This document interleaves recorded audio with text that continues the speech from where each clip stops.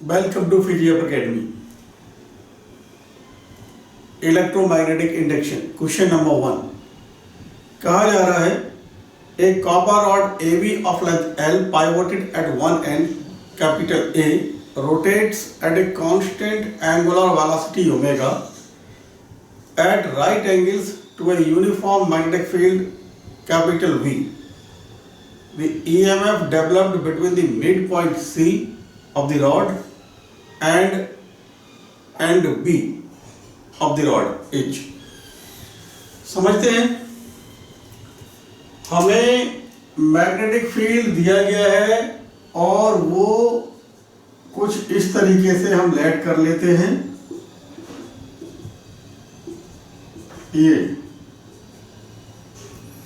आप ये magnetic field देख रहे हैं, this is the magnetic field perpendicular to the plane of the board inward. मान लीजिए अगर मैं इसे वेक्टर क्वांटिटी मानूं और इस कैप को वेक्टर का हेड और इसको टेल मानूं तो ये मैग्नेटिक फील्ड कुछ इस तरीके से है, perpendicular to the plane of the board inward. तो ये मैंने मैग्नेटिक फील्ड दिखा दिया, कैपिटल बी इन्होंने दिया है, और इस मैग्नेटिक फील्ड में कोई भी एक कंडक्टिंग रॉड है ए बी, ये इस तरीके से, this is a conducting rod A B, ये है ए पॉइंट और ये है B point. By the way इन्होंने सी पॉइंट जो कि मिड पॉइंट है वो बताया गया है, और रॉड ए पॉइंट पर यहां पर पाइवोट कर दी गई, यानी हिंज कर दी गई है। कहने का मतलब ये हुआ rod can rotate about point A, ठीक है, यानी रॉड मान लिया इस तरीके से, ये कांस्टेंट एंगुलर वेलोसिटी ओमेगा से रोटेट कर रहा है, किस पॉइंट के अबाउट, ए पॉइंट के अबाउट। अगर मैं इसी को रॉड मानूं तो ऐसे मान के चलिए, इस पॉइंट पर ये ए पॉइंट हो गया, ये बी पॉइंट हो गया, ये मिड पॉइंट हो गया, ऐसे रोटेट कर रहा है, ऐसे लाइक दैट, इस तरीके से रोटेट कर रहा है। ये ए पॉइंट के अबाउट ऐसे ये रोटेट कर सकता है, इस तरीके से, इस तरीके से ये रोटेट कर रहा है। और रोटेशन का जो एंगुलर स्पीड है वो इन्होंने दे रखा है ओमेगा, जो कि कांस्टेंट है, और रॉड का लेंथ इन्होंने दिया है हमें एल, ये एल रॉड का लेंथ। ध्यान से समझे, यहां हम देख रहे हैं कि rod is rotating with a constant angular speed omega in a perpendicular magnetic field capital B. Obviously यह एक मोशनल ईएमएफ का केस है, और हमें जो ईएमएफ डेवलप्ड, वास्तव में कहें मोशनल ईएमएफ डेवलप्ड किस किस पॉइंट के बीच में निकालना है, इस सी पॉइंट और बी पॉइंट के बीच में हमें मोशनल ईएमएफ डेवलप्ड या ईएमएफ डेवलप्ड क्या होगा वो निकालना। आप जानते हैं ईएमएफ यानी मोशनल ईएमएफ जो होता है वो ये मोशनल ईएमएफ दिया जाता है बी एल वी। V का मतलब, ये B का मतलब मैग्नेटिक फील्ड, L का मतलब लेंथ ऑफ द रॉड, और स्मॉल v का मतलब है वेलोसिटी का मैग्नीट्यूड कहें रॉड का। अब ध्यान से समझना बच्चों, जब रॉड इस A पॉइंट के अबाउट इस तरीके से रोटेट कर रहा है, तो रॉड के जितने भी एलिमेंट्स यानी रॉड के जितने भी पॉइंट्स हैं, उन सब का जो टेंजेंशियल वेलोसिटी होगा यानी v, वो डिफरेंट डिफरेंट होगा। ध्यान से समझे, मैं मान लीजिए ये रॉड है और इसको इस तरीके से मोशन करा रहा हूं, इसका मतलब ये हुआ कि इस केस में रॉड के सभी पॉइंट्स सेम वेलोसिटी से मोशन में है। लेकिन अगर मान लीजिए मैं इस रॉड को यहां पर हिंज कर दिया और इस तरीके से इसे रोटेट करा रहा हूं, ध्यान से समझ लें, मैं इसको इस तरीके से रोटेट करा रहा हूं, मान लिया कि ये rod omega constant angular velocity से रोटेट कर रहा है, तो इसका मतलब ये समझे, रॉड के सभी पॉइंट्स का जो एंगुलर स्पीड होगा वो ओमेगा होगा, यानी पूरे रॉड का एंगुलर स्पीड कांस्टेंट होगा। लेकिन जब ये कांस्टेंट एंगुलर वेलोसिटी से रोटेट हो रहा है तो इसके जो डिफरेंट एलिमेंट्स हैं, डिफरेंट जो पॉइंट्स हैं, उनका टेंजेंशियल वेलोसिटी जो होगा वो बिल्कुल अलग अलग होगा। मतलब समझाने क्या हुआ, इस पॉइंट का टेंजेंशियल वेलोसिटी कुछ और होगा, इसका कुछ और होगा, इसका कुछ और होगा, इसका कुछ और होगा, इसका कुछ और होगा। आप जानते हैं v equal to R omega, तो बहुत कॉमन सेंस की बात है बच्चों।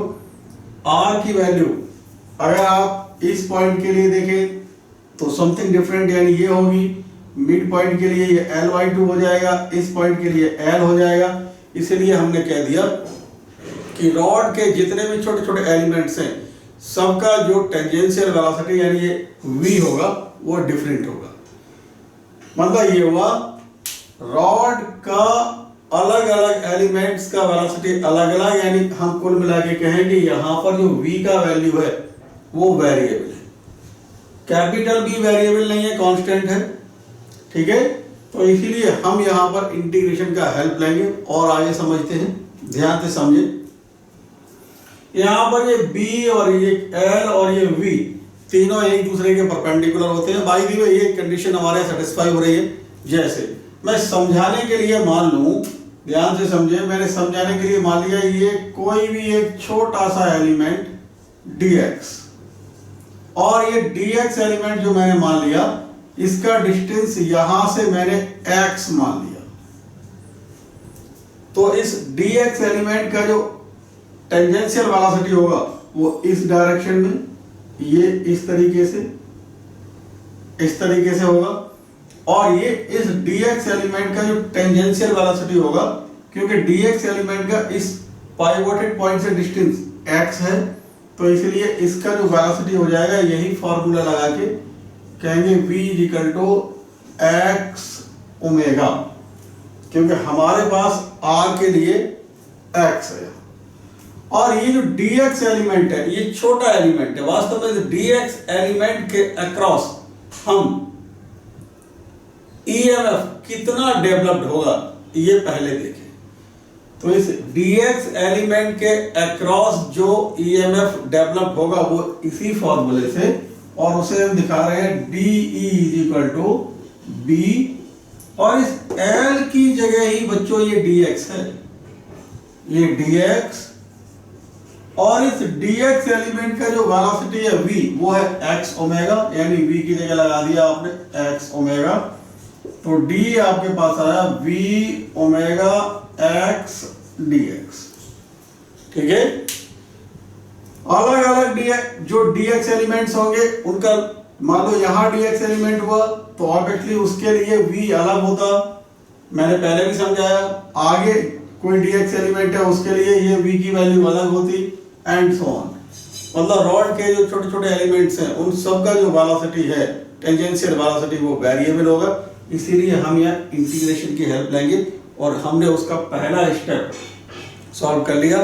इस dx एलिमेंट के अक्रॉस जो EMF डेवलप्ड होगा वो आ जाएगा d इक्वल टू v, ये वाला b यहाँ लिख लिए, L की जगह dx और v की जगह x ओमेगा। और समझे, हम देख रहे हैं क्योंकि ये जो हमारा रॉड A पॉइंट के अबाउट इस तरीके से रोटेट हो रहा है, तो जो हमारा इसका वेलोसिटी होगा dx एलिमेंट का, वो जो एरो दिखाया गया उस डायरेक्शन में। अब आप बहुत आसानी से कर सकते हैं। अब क्योंकि हमें यहां पर C और B के बीच में EMF कितना डेवलप हो रहा है ये फाइंड आउट करने के लिए बोला जा रहा है। तो आप देख रहे हैं C पॉइंट, ये रेफरेंस पॉइंट हमने माना है A, C पॉइंट का डिस्टेंस यहां से L/2, और ये B पॉइंट का डिस्टेंस यहां से यानी A से L। दोबारा समझ लें, C जो कि मिड पॉइंट है उसका इस पाइवोटेड पॉइंट से, पाइवोटेड पॉइंट की रेफरेंस पॉइंट है, यहां से डिस्टेंस L/2 और B पॉइंट का यहां से डिस्टेंस L। तो इसलिए हम इसको इंटीग्रेट कर देते हैं b ओमेगा x dx, और लिमिट लेंगे L/2 से L। तो तो ये हमारे पास आएगा E is equal to B omega common ले लिए, x का इंटीग्रेशन कराएंगे तो आप जानते हैं एक्स स्क्वायर अपॉन 2 आ जाएगा और ये आ जाएगा L/2 से L लिमिट हो गई, तो ये E आ जाएगा आपके पास b ओमेगा b और ये 2b बाहर लिख लिए और ये आ गया आपके पास x की जगह L फिर माइनस x की जगह L/2, यानी ये आ जाएगा L square minus L square upon 4, तो ये आ जाएगा आपके पास ओमेगा b अपॉन 8 और ये 3L स्क्वायर, तो यानी E आ गया 3/8 b omega L square. Option देख लेते हैं, ऑप्शन 4 करेक्ट ऑप्शन।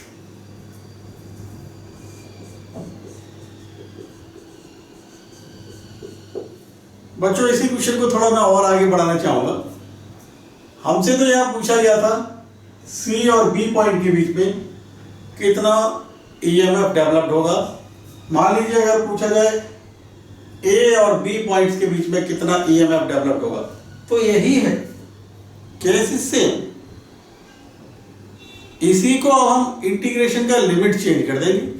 जब हम A और B पॉइंट्स के बीच में EMF डेवलप पूछे जा रहे हैं तो A पॉइंट का A से ही, क्योंकि A ही पाइवोटेड पॉइंट है, यही रेफरेंस पॉइंट है, A का A से डिस्टेंस 0 और B का A से डिस्टेंस L, तो ये जो यहां पर उस समय आंसर आएगा उसको जो लिमिट करेंगे 0 to L B omega x dx और ये वही B ओमेगा और ये x square upon 2 0 to L, तो हमें यहां E मिलेगा अब E equal to B omega और ये L स्क्वायर अपॉन 2 यानी E 1/2 B ओमेगा L। ये हमारा आंसर। कहने का मतलब ये हुआ आपको जैसा बोला जाए उसी के अकॉर्डिंगली लिमिट ही तो चेंज करनी है। यहां तक का तो सब कॉन्सेप्ट बिल्कुल वैसा ही है, ठीक है। अब थोड़ा हम और समझ लें, मैं आपको कुछ और बता दूं यहाँ पे। जैसे मान लीजिए अगर आपसे, क्योंकि ये EMF डेवलप हो रहा है A और B के एंड बीच में between points A and B, EMF given by this 1/2 B omega L square is developed, तो ऑब्वियसली इन A और B में से कोई एक पॉइंट हायर पोटेंशियल पर होगा और एक लोअर पोटेंशियल पर होगा, वो भी देख लेते हैं। इसके लिए हम यहाँ पे फ्लेमिंग्स लेफ्ट हैंड रूल का ही यूज करते हैं। आप देख रहे हैं ये जो dx एलिमेंट था इसका वेलोसिटी इधर की तरफ था और ये फ्लेमिंग्स लेफ्ट हैंड रूल में आप जानते हैं पॉजिटिव चार्ज पर लगने वाले फोर्स का डायरेक्शन ये पॉजिटिव चार्ज के मोशन की डायरेक्शन और ये मैग्नेटिक फील्ड की डायरेक्शन। तो यह मैग्नेटिक फील्ड की डायरेक्शन इनसाइड है। इस कंडक्टिंग रॉड के अंदर जो पॉजिटिव चार्ज हैं उन पॉजिटिव चार्जेस पर किधर फोर्स लगेगा वो हम देख रहे हैं। तो मैग्नेटिक फील्ड की डायरेक्शन ये लगा लिया और ये आप देख रहे हैं ये वाला फिंगर इस वेलोसिटी की डायरेक्शन में, तो थंब मेरा A पॉइंट की तरफ आ रहा है, यानी इस AB रॉड में जो कंडक्टिंग रॉड है इसमें जो पॉजिटिव चार्ज के हैं वो इधर A पॉइंट पर एक्यूमुलेट होने लगेंगे। तो ऑब्वियसली जो नेगेटिव चार्जेस हैं वो इस B पॉइंट पर एक्यूमुलेट होंगे। कहने का मतलब हुआ A point will be at higher potential and B point will be at lower potential।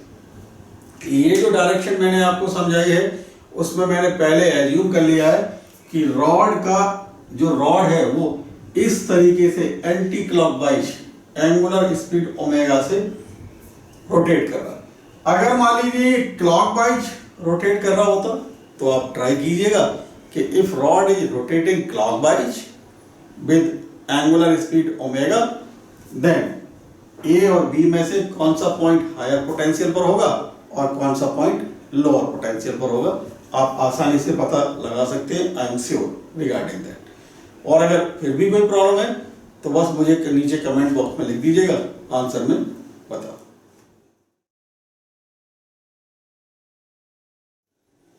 Question 2 में हमसे कहते हैं कोई भी एक सिंपल पेंडुलम दिया गया है और सिंपल पेंडुलम का जो बॉब है उसका मास m है और सिंपल पेंडुलम का लेंथ कैपिटल L है, जैसे कि फिगर में दिखाया गया है, और उसका जो एंगुलर एम्पलीट्यूड है वो थीटा है।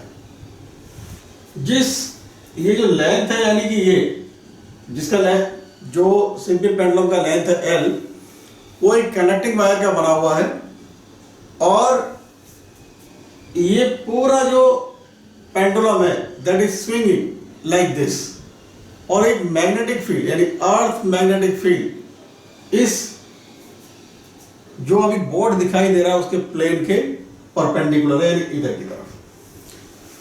तो हमसे इन्होंने पूछा है, मैग्नेटिक फील्ड ये है, हमसे इन्होंने पूछा है कि भाई मैक्सिमम ईएमएफ डेवलप्ड या maximum potential difference induced across the pendulum edge. तो आप देख रहे हैं ये पॉइंट है पाइवोटेड पॉइंट जिसके अबाउट ये बॉब स्विंग कर रहा है। अभी क्वेश्चन नंबर 1 में हम एक्सप्लेन किए थे, when A rod is rotating about its one end in a perpendicular magnetic field, then EMF developed is given by, वो था EMF 1/2 B omega L square. ठीक है, वही कंडीशन हम ये लगाते हैं। तो अब हमारा यहाँ पर टारगेट है, क्योंकि हमें L दिया रखा है, B दिया रखा है, ओमेगा फाइंड आउट करना, और ओमेगा फाइंड आउट करने के लिए हम एनर्जी कंजर्वेशन लॉ अप्लाई करेंगे। हम यहाँ पर एनर्जी कंजर्वेशन लॉ अप्लाई करेंगे यानी रोटेशनल एनर्जी कंजर्वेशन लॉ।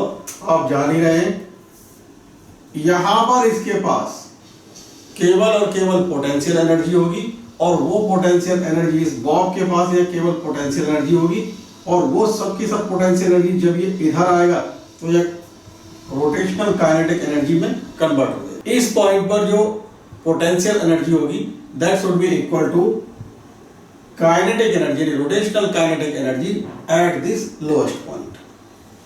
समझ लेते हैं, यहां पर पोटेंशियल एनर्जी हमको मिलेगा mgh, और यहां आएगा 1/2 I omega square, 1/2 I omega square. I क्योंकि ये बॉब है, पार्टिकल की तरह ट्रीट किया जाएगा, तो इस बॉब का इस पॉइंट के about moment of inertia, I का मतलब मोमेंट ऑफ इनर्शिया है, तो इस बॉब का इस पॉइंट के अबाउट मोमेंट ऑफ इनर्शिया होगा ml स्क्वायर, और ये h हो जाएगा, ध्यान से समझ लें, इतना l और इतना l cos थीटा, ये आएगा l cos थीटा। तो h जो आपके पास आएगा वो आएगा l minus l cos theta, और I आएगा ml स्क्वायर। यहां पर यूज कर लेते हैं mgh की जगह l, मैंने l यहां से कॉमन ले लिया, 1 minus cos theta is equal to 1/2 I की जगह ml square omega square. m से m cancel, gl cos theta का हम फॉर्मूला यूज करेंगे, 1 माइनस 1 प्लस का 2 साइन स्क्वायर थीटा y2, और ये l square omega square upon 2। समझे, यहाँ 1 से 1 कैंसिल, और ये 2 2 या 4, तो ओमेगा स्क्वायर l स्क्वायर आ जाएगा 4gl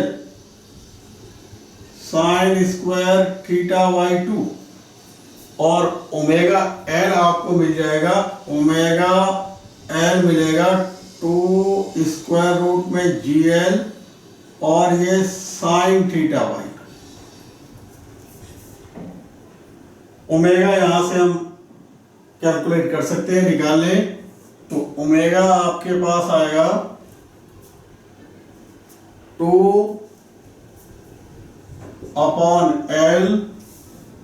और स्क्वायर रूट gl, और ये आएगा आपके पास साइन थीटा अपॉन 2। परफेक्टली ये ओमेगा यहां यूज कर लीजिए। हमारे पास स्मॉल एल की जगह कैपिटल एल है, तो ये ईएमएफ आ जाएगा आपके पास 1/2 बी एल स्क्वायर, ओमेगा की जगह ये 2/L जी एल और साइन थीटा बाई 2। 2 से 2 कैंसिल, एक एल से एल कैंसिल, तो ईएमएफ आया आपके पास बी एल। ठीक है, बी एल और स्क्वायर रूट जी एल और ये sine theta upon 2, B L square root G L sine theta upon 2। Option 2 correct, option 2।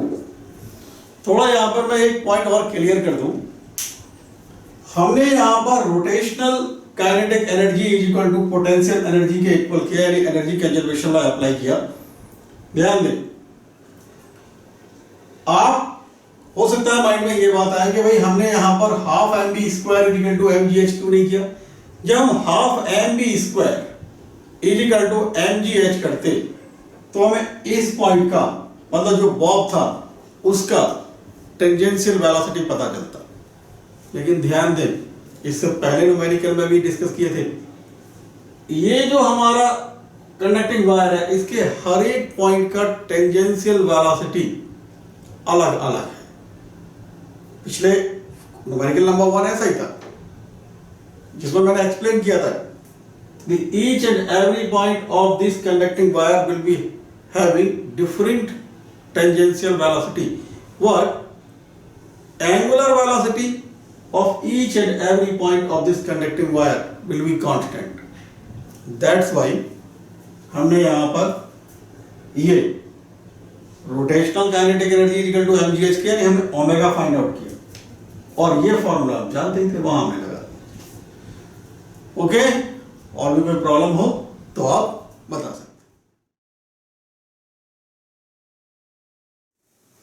Question 3 में कहा जा रहा है the magnetic flux through a stationary loop with resistance capital R vary during interval of time capital T H. Phi दिया रखा है इन्होंने, ये ए टी और ये capital T minus small T, इन्होंने ये किया। और बच्चे हमें यह दिखाई दे रहा है कि जो मैग्नेटिक फ्लक्स है किसी भी स्टेशनरी कॉइल के लिंक, वो ये दिया जा रहा है और वो हमें दिखाई दे रहा है कि वो टाइम के साथ वेरीज है। तो इनका कहना है heat generated during the time interval, during this time, कौन सा टाइम? Capital T time. तो हम निकाल सकते हैं। पहले आप ध्यान दीजिए भाई, फाई हमने इसको अंडर मल्टीप्लाई कर लें तो ए टी टी माइनस का ए टी स्क्वायर और D phi upon D T आपको मिलेगा ए टी माइनस का 2at। डिफरेंशिएट कर लिया और ईएमएफ यानी ई के इक्वल जानते हैं आप, माइनस का D phi upon D T, तो ये आ जाएगा माइनस का ए टी माइनस का 2at ई के इक्वल। तो हमसे पूछा जा रहा है कि हीट जनरेटेड, आप जानते हैं H, क्योंकि आप जानते होता है E square upon R T, क्योंकि ई टाइम डिपेंडेंट है इसलिए डी एच हो जाएगा ई स्क्वायर अपॉन आर और डी टी। तो अब हम ये इसे बहुत आसानी से सॉल्व कर सकते हैं। H आ जाएगा हमारे पास 1 अपॉन आर और 0 two T E square D T. तो 1 upon R 0 two T E का ये वैल्यू लगाइए तो ये मिलेगा ए टी माइनस का 2at का square D T. H 1 upon R 0 two T A square T square plus 4 A square T square minus का 4a स्क्वायर टी टी और ये डी टी, इंटीग्रेशन कर लेते हैं तो डी एच आएगा 1/r a square t plus 4a square t cube upon 3 minus 4a square T square upon 2 और 0 to capital T H. यहां से हम देख रहे हैं ए स्क्वायर सभी में कॉमन है अपॉन आर, लिमिट यूज कर लिए तो ये आएगा T square capital T plus 4/3 capital T cube minus का 2टी स्क्वायर। आप देख रहे हैं H A square upon R और टी क्यूब, यहां मिला आपको 1 प्लस 4/3 माइनस 2, ब्रैकेट में आपके पास आएगा 4/3 माइनस 1 यानी 1/3 में डायरेक्ट लिख देता हूं तो h आ जाएगा a square t cube upon 3r। Option देखते हैं, ऑप्शन 1 करेक्ट।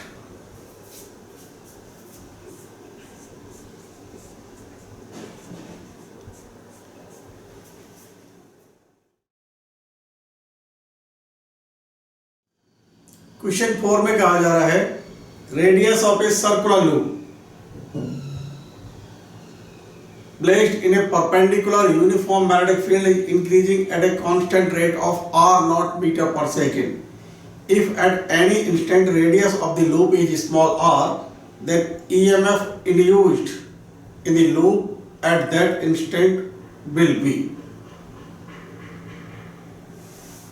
देखिए हमें कोई भी एक सर्कुलर लूप दिया गया है और हमने मान लिया कि भाई उसका रेडियस कैपिटल आर है। ये इस तरीके से हम कह सकते हैं, ये हमारे पास एक सर्कुलर लूप है और इसका रेडियस कैपिटल आर है और न्यूमेरिकल का कहना है कि भाई ये जो रेडियस है ये constant rate R not meter पर सेकंड से इंक्रीज कर रहा है।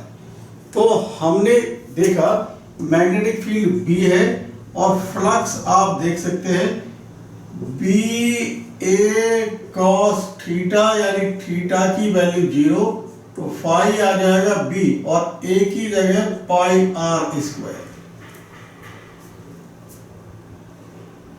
ये कैपिटल आर टाइम के साथ इंक्रीज कर रहा है तो हम क्या करते हैं इसको D phi upon D T कर लेते हैं, यानी हमने इसको डिफरेंशिएट कर दिया टाइम के साथ तो बी और पाई कांस्टेंट और इसका जो हम डिफरेंशिएट करेंगे तो ये आएगा 2r और dr अपॉन dt।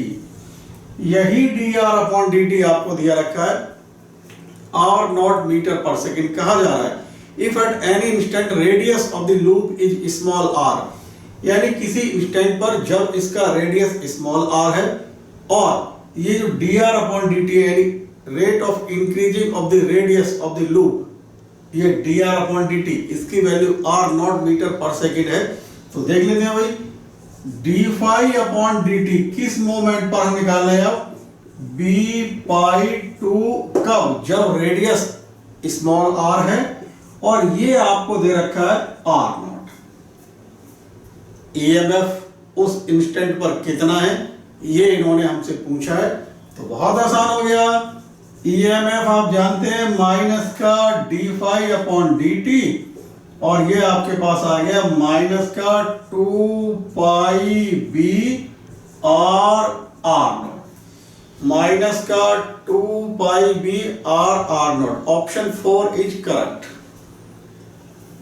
कहते हैं ऑप्शन 4 करेक्ट।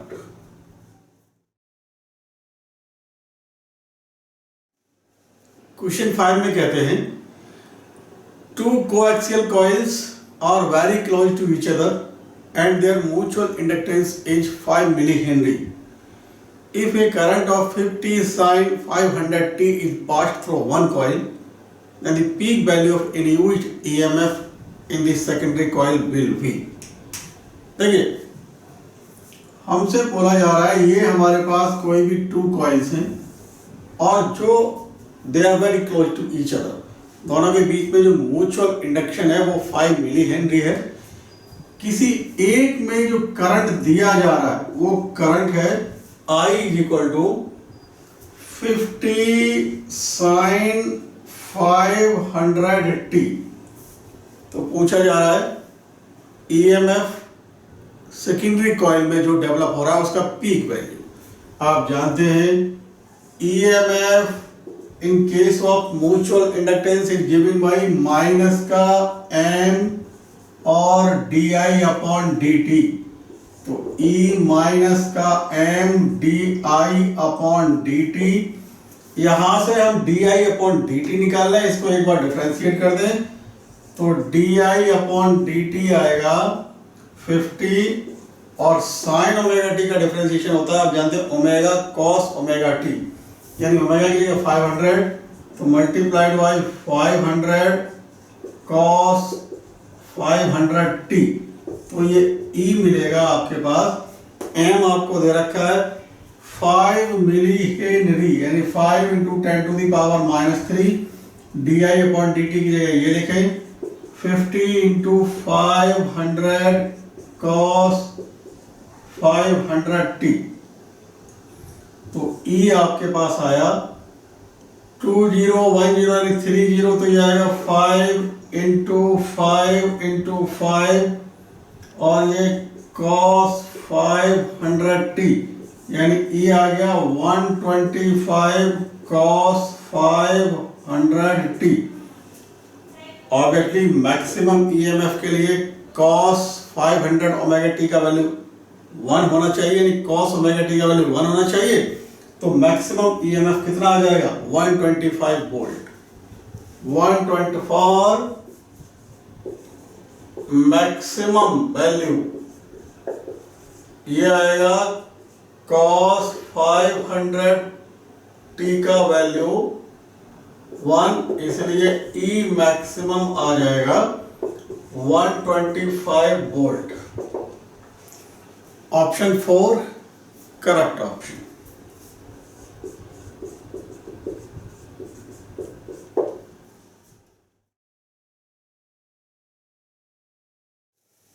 क्वेश्चन नंबर 6 में हमसे कहते हैं we are given a solenoid. इनका कहना है सॉलिनॉइड के लेंथ 0.3 मीटर में 2000 टन्स माउंट कर दिए गए हैं। तो लेंथ हमने दिखा लिया 0.3 मीटर और इसमें 2000 टन्स जो है वो बाउंड कर दिए गए हैं।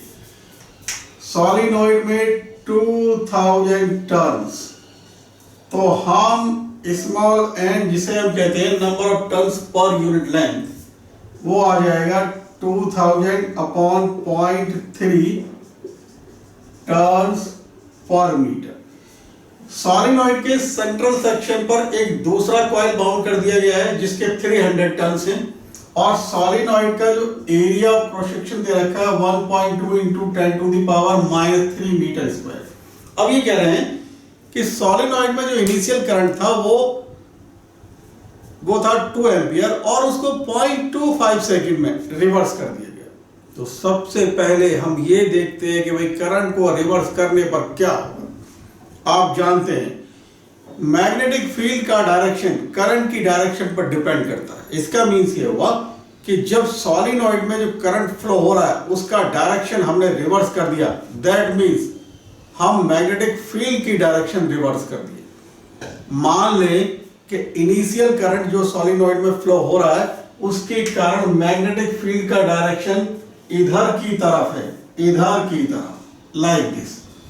इसका मीन्स ये हुआ जब करंट की डायरेक्शन रिवर्स कर दी गई तो मैग्नेटिक फील्ड का डायरेक्शन भी रिवर्स हो जाएगा, लेकिन मैग्नेटिक फील्ड के मैग्नीट्यूड पर कोई फर्क नहीं पड़ेगा। रीजन क्योंकि केवल करंट की डायरेक्शन को रिवर्स किया गया है, करंट का मैग्नीट्यूड चेंज नहीं किया गया।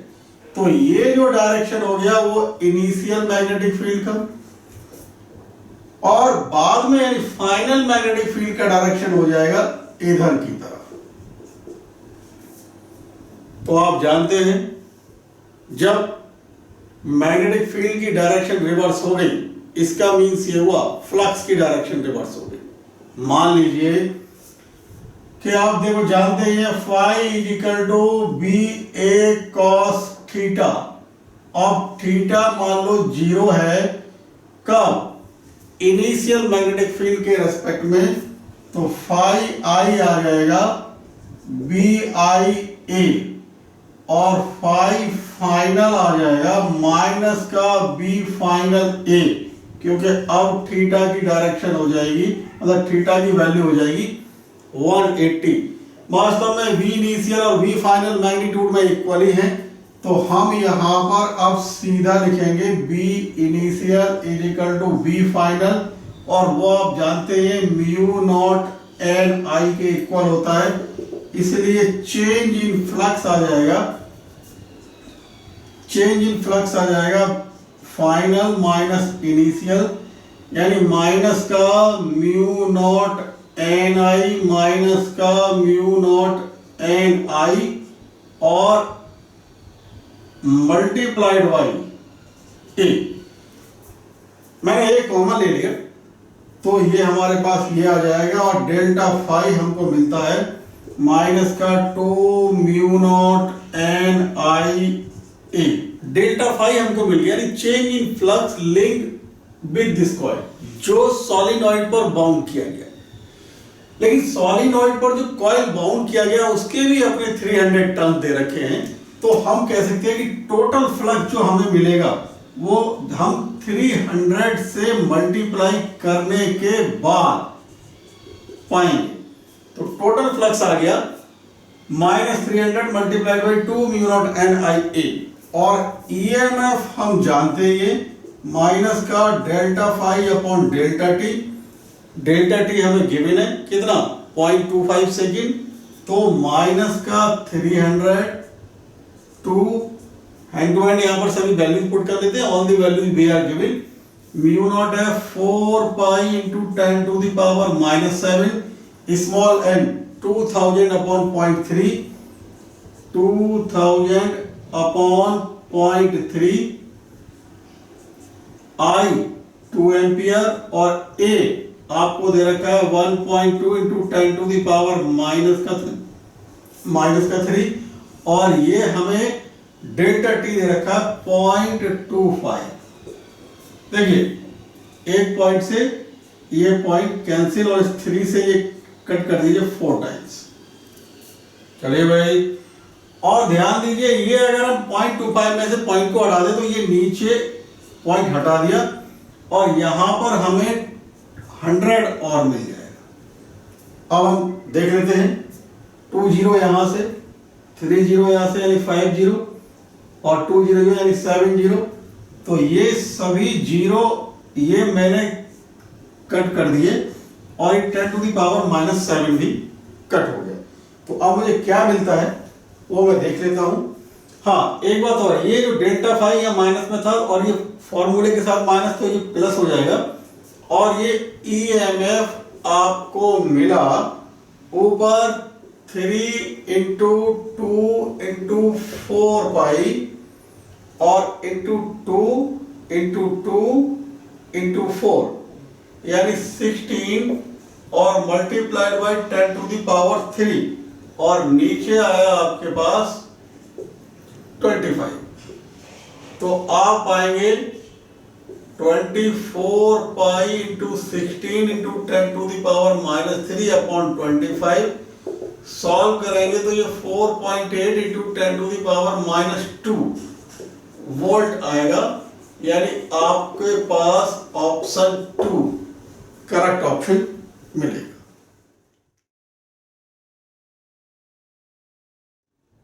क्वेश्चन 7 में कहते हैं A flat coils of 500 tons, each of area 50 centimeter square, rotates in a uniform magnetic field of 0.14 Weber per meter square about an axis normal to the field at an angular speed of 150 radian per second. Coil has a resistance of 5 ohm. The induced EMF is applied to an external resistance of 10 ohm. The peak value through the resistance. बहुत simple सा question है। आप जानते हैं peak value of current पूछा गया है, तो जो पीक वैल्यू पूछा गया है यानी पीक वोल्टेज रहा होगा यानी पीक ईएमएफ रहा होगा, और पीक ईएमएफ आप जानते हैं यानी ई मैक्स का वैल्यू होता है N B A omega. By the way हमें एन बी ए ओमेगा सब कुछ दिया गया है, और जो कॉइल का अपना रेजिस्टेंस है वो 5 ओम है, और जिस लोड पर इसे अप्लाई किया जा रहा है उसका रेजिस्टेंस 10 ओम है। तो टोटल रेजिस्टेंस सर्किट का 15 ओम हो गया। इसलिए हम पीक वैल्यू ऑफ करंट यानी आई मैक्सिमम निकाल सकते हैं n B A omega upon capital R. Capital R का मतलब है total resistance of this circuit. सभी वैल्यूज हमें गिवन है, सभी वैल्यूज को हम पुट कर लेते हैं। एन दे रखा है 500, बी दे रखा है 0.14 और ए दे रखा है 50 सेंटीमीटर स्क्वायर यानी 50 into 10 to the power -4 meter square, 50 into 10 to the power -4 meter square, और ओमेगा इन्होंने दिया है 150 रेडियन पर सेकेंड। कैपिटल आर का वैल्यू हो जाएगा external resistance plus internal resistance यानी 10 + 5 यानी 15 ओम। सॉल्व कर लेते हैं।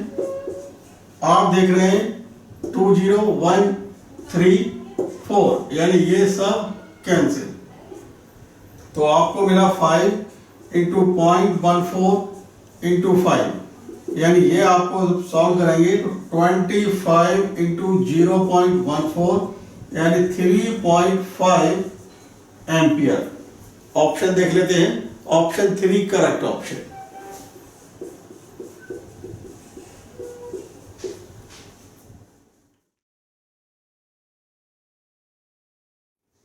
क्वेश्चन 8 में बोला जा रहा है for a coil having L यानी inductance 2 milli henry, current flowing through it is I is equal to T square E to the power -t। L आपको दिया गया है 2 मिली हेनरी और इससे जो करंट फ्लो हो रहा है वो T square E to the power -t। At any time t current is given by this one. तो इनका कहना है that time at which EMF will become 0। तो आप जानते हैं किसी भी इंडक्टर से जो ईएमएफ होता है माइनस का L di/dt, ऑब्वियसली L तो 0 हो नहीं सकता, इसका मतलब ये हुआ di/dt ही 0 होना चाहिए ईएमएफ के 0 होने के लिए। तो हम क्या करते हैं, यहां से di/dt निकालते हैं, डिफरेंशिएट करते हैं।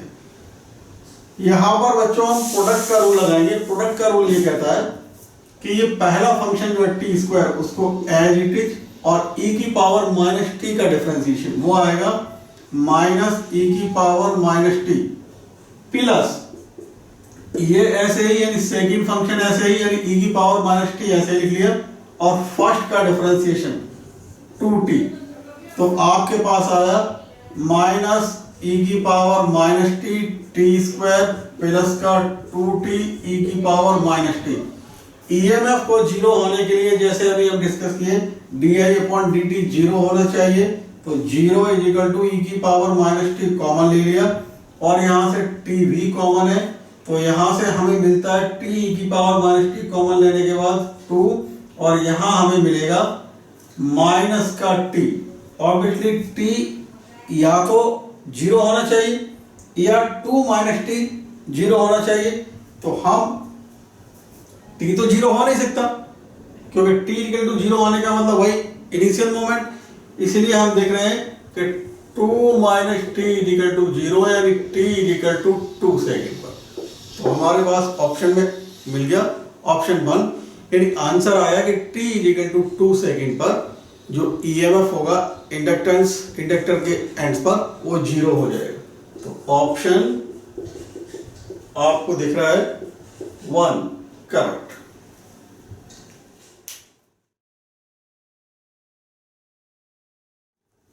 क्वेश्चन 9 में हमसे बोला जा रहा है एक मैग्नेटिक फील्ड जो बोर्ड के प्लेन के परपेंडिकुलर इनवर्ड है दिया गया है, और इस मैग्नेटिक फील्ड का जो मैग्नीट्यूड है वो है 4 टेस्ला। ये कोई भी दो रेल हैं, टू रेल्स, और इन रेल्स को एक कैपेसिटर से कनेक्ट कर दिया गया है और कैपेसिटर का कैपेसिटेंस दे रखा है 10 माइक्रोफैरड। और इन रेल्स पर कोई भी एक कंडक्टिंग वायर PQ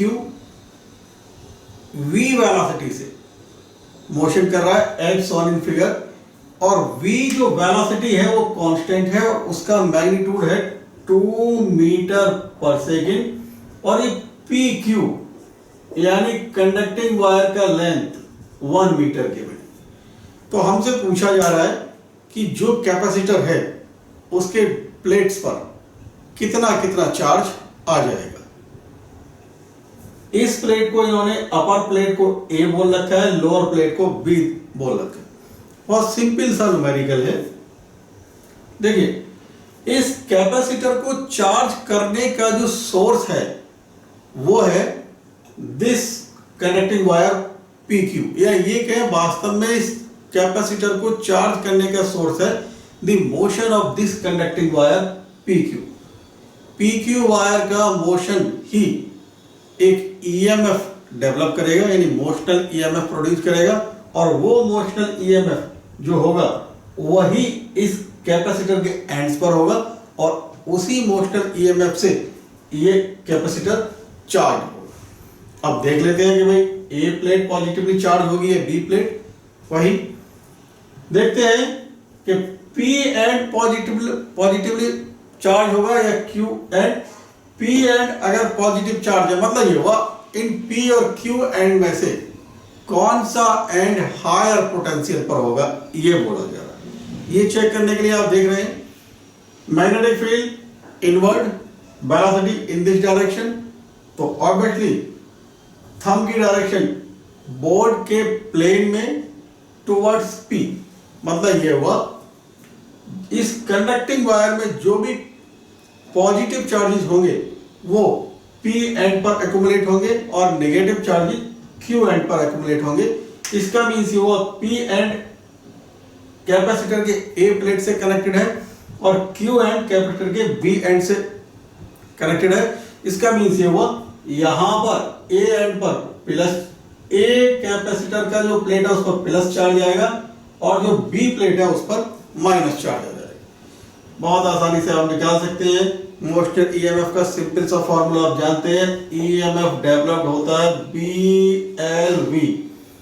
BL और V तीनों ही एक दूसरे के परपेंडिकुलर हैं और इस कैपेसिटर में जो चार्ज स्टोर होगा ऑब्वियसली A पर पॉजिटिव B पर नेगेटिव दोनों इक्वली होंगे। वो आप जानते हैं Q is equal to CV, V का वैल्यू ये EMF ही है, C multiplied by this EMF, तो Q आ जाएगा C मल्टीप्लाइड बाई EMF का मतलब VLB, तो Q आ जाएगा C का वैल्यू है आपके पास 10 microfarad, 10 into 10 to the power -6। B का वैल्यू है 4, L का वैल्यू है 1 और V का वैल्यू है 2, तो ये आ गया आपके पास 80 into 10 to the power -6 coulomb, यानी Q आ गया 80 माइक्रो कूलम। जिस तरीके से ऑप्शन दे रखे हैं हम कह सकते हैं QA आएगा प्लस 80 माइक्रो कूलम और QB आएगा -80 माइक्रो कूलम। Option 1 correct.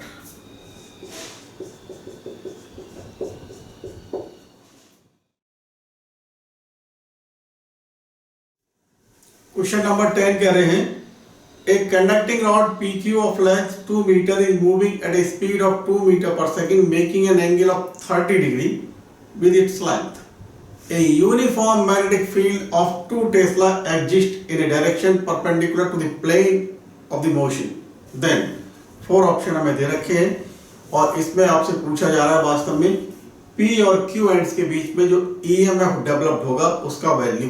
साथ में ये भी 4 ऑप्शन देखने से लगता है कि इन P और Q में से कौन सा हायर पोटेंशियल पर होगा और कौन सा लोअर पोटेंशियल पर होगा। देखिए ऑब्वियसली जब ये मोशन कर रहा है तो हम देख रहे हैं कि ये मोशनल ईएमएफ का केस है, और मोशनल ईएमएफ आप जानते हैं ईएमएफ मोशनल होता है BLV।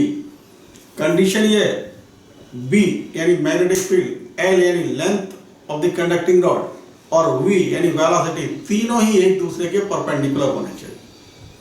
तो हमें यह दिख रहा है कि ये लेंथ और मैग्नेटिक फील्ड दोनों एक दूसरे के परपेंडिकुलर है, लेकिन ये वेलोसिटी जो 2 मीटर पर सेकेंड है वो परपेंडिकुलर नहीं है।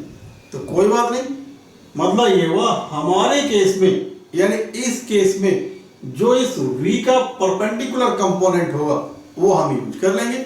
और आप देख रहे हैं परपेंडिकुलर कंपोनेंट होगा भाई ये, इसे मैंने दिखा दिया है V परपेंडिकुलर से, और ये B परपेंडिकुलर आप देख रहे हैं आएगा आपके पास V sin 30, यानी V का वैल्यू 2 sin 30 1/2 यानी 1 मीटर पर सेकेंड। तो ईएमएफ में जो हमें यूज करना है V की जगह वो होगा ईएमएफ इक्वल टू VL और V परपेंडिकुलर। तो ईएमएफ आपको मिलेगा capital V magnetic field 2 Tesla और L का वैल्यू 2 मीटर और B परपेंडिकुलर 1 मीटर पर सेकेंड। तो ईएमएफ आपके पास आ गया 4 वोल्ट। अब देखते हैं भाई कौन सा एंड हायर पोटेंशियल पर है, कौन सा एंड लोअर पोटेंशियल पर है। भाई इसमें जो पॉजिटिव चार्जेस है और जो नेगेटिव चार्जेस है वो किधर किधर एक्यूमुलेट होंगे। तो पॉजिटिव चार्ज पर जो फोर्स लगेगा उसकी डायरेक्शन देख लेते हैं। वेलोसिटी की डायरेक्शन ये है, यानी this one is velocity direction, this one is direction of magnetic field, यानी इस तरीके से मैग्नेटिक फील्ड है परपेंडिकुलरली इनवर्ड। ये मैग्नेटिक फील्ड की डायरेक्शन ये हो गई और ये वेलोसिटी की डायरेक्शन। तो ये थंब टुवर्ड्स P लग रहा है। Now thumb is going towards P. That means on positive charge inside the conducting rod, the force direction will be in the plane of the board towards point P. तो obviously negative charge पर जो force लगेगा वो Q point की तरफ, यानी negative charges इधर accumulate होंगे और पॉजिटिव चार्जेस P की तरफ एक्यूमुलेट होंगे। तो हम ये कह सकते हैं Vp minus VQ is equal to 4 volt. Option 2 correct, option 2।